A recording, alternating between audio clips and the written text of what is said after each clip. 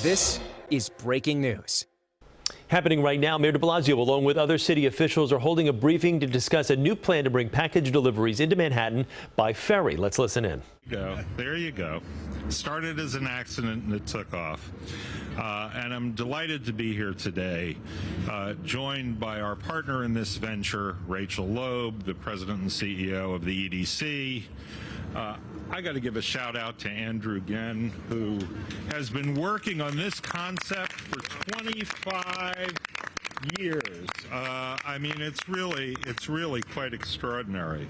And we've got Tiffany Ann Taylor from the RPA, VP for Transportation, Thomas Morcan, who's the director of the North Atlantic Gateway Office for the US DOT, Mike Stamatis, Red Hook Container Terminal, and then a couple of other people I'll be introducing in a minute, some of whom may look, at least one of whom may look familiar to you.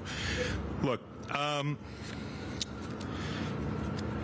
the reason I'm so delighted to be here today is for 8 years, Mayor de Blasio and the administration have been reimagining how people move in the city of New York to make bikes and buses and pedestrian access and all these different things attractive alternatives to reliance on the private automobile.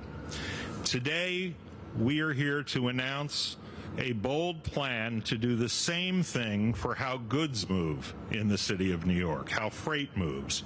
Now, we all know that the demand for freight is taking off and is skyrocketing. The combination of e-commerce and the pandemic has caused more and more of us to rely upon shopping by phone or computer and having things, counting on things being delivered promptly to our doorstep or to our business.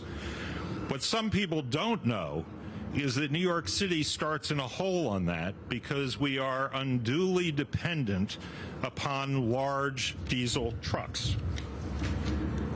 Way more than any of our peer cities. Thanks. I think I can do it without that at this point. So what happens? As demand continues to rise, we can't just add more and bigger trucks. Something has to give. As we reclaim our streets for bikes and pedestrians and open restaurants and outdoor dining and all the other things we've discovered New Yorkers love to do with our streets, how can we then accommodate at the same time more and larger trucks? We can't solve the problem of the BQE without doing something about trucks. We can't solve the problem of the Brooklyn-Queens Expressway without doing something about trucks. So just as we have reimagined how people move, we have to do exactly the same thing for freight. Now, there isn't a single silver bullet answer to this. The answer is all of the above. We need sensible green alternatives, both for how goods get to the city and how they move within the city, the so-called last mile, which in New York is more often more like 10 miles. One of the keys, which is why I am so happy to be here today, is to reclaim our original highways. The Marine Highway, the Blue Highway, what we're standing in front of right here.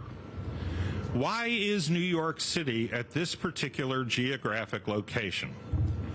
Because of its harbor and its waterways. What were our first highways? Same answer. I have a 19th century print I brought into the DOT office to hang there showing before there were bridges on the East River and when the church steeples were the skyscrapers.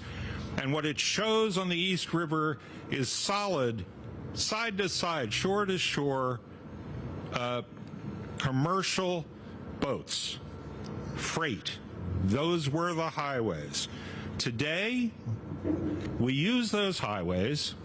Well, let me back up.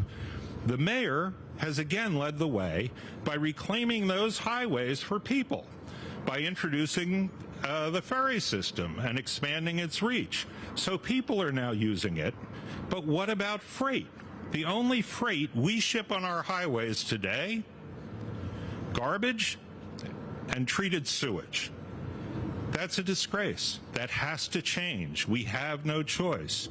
If we're going to save the planet, if we're going to address climate change, if we're going to keep our streets from becoming more and more crowded, this has to happen.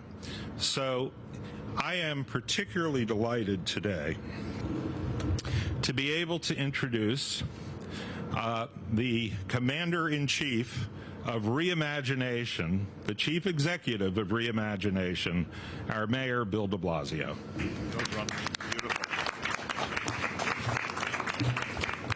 Ever since there was a slip of the tongue and it was called the Department of Transformation, Hank Gutman has really taken that and run with it. And he is doing, and your team are doing amazing things to reimagine this city, and we have to do it now. So I want to say, everyone here, Commissioner Gutman and President Loeb and everyone, DOT, EDC, all of our partners, this is urgent work to reimagine this city, and we have to do it now. Because we have a global crisis bearing down on us, the crisis of climate change. We are feeling the effects more and more. Look at those tornadoes in the middle of our nation just days ago. Didn't used to happen like that. Look what happened with Superstorm Sandy right here. There are so many examples that tell us that climate change is here and now and dangerous, and we have to fight back. And one of the best ways to fight back is to go back to the water. One of the best ways to fight climate change is to get away from a society and an economy dominated by big trucks. And that's just the truth in New York City and America today. The reign of the 18-wheeler. It's supreme. It's everywhere. And it's a danger to our future. Every New Yorker will talk to you about congestion. We all hate congestion. We all hate pollution. We all hate the asthma caused by highways right next to residential neighborhoods. We want to change all that. We also need to change the planet, save the planet. And the way to do it, all those different crucial needs come together. We're getting back to the water. Now, if you look behind me, you see the stark reality. Do you see a lot of boats out there? Do you see a lot of freight moving? No. And that's a huge mistake. This shouldn't be empty. This should be full. The Blue Highway should be full right now. Because every time something moves on the Blue Highway, it's not moving on our streets. It's freeing up our streets. It's reducing the pollution. It's making our lives better. If you want to talk about quality of life in New York City, let's get everything on the water as quickly as we can. And it can be done. And Hank mentioned NYC Ferry. I'll tell you, in the beginning, there were doubting Thomases who said NYC Ferry wasn't going to work. Well, the people in New York City have spoken. They love traveling on the water. In fact, every year we've gotten more and more demand to expand NYC Ferry. We're just about to open up some new ferry stops in Brooklyn and the Bronx in just the next days. And that ferry system will grow far beyond that. But here is a chance to literally go back to our roots, go back to what worked for this city for centuries. And it's working all around the world. More and more innovators are realizing there, right there, that's the place to move the things we need. And then for that last mile, or last few miles, look at these vehicles. I love this. Not an 18-wheeler, but a small, energy-efficient vehicle that just brings just the right amount to just the right place. Reduces pollution, reduces congestion. They're very stylish, too, I want to say, to our friends at UPS. And look, the hand assist, the bike cargo, all the things that we're using now are literally going back to our roots and realizing there's a different way what we've done before. Don't worry, you all will survive this press conference. The city, it's a metaphor for something. The city has invested in what we just did in our November budget, $38 million to build out a sustainable freight system based on getting freight to the water, using our rails more, using all of the new approaches that you see here before you in a new way. And everybody, the Blue Highway is the future. Well, we got to grab it now. So we felt urgency to set this into motion now so it could build quickly. We felt urgency because we realized this is the kind of thing, if you don't act now, you're going to wish later you did. And I am very, very confident that when New York City acts and proves there's a different and better way to get things done, you're going to see the idea picked up all over this nation. Hank mentioned the BQE.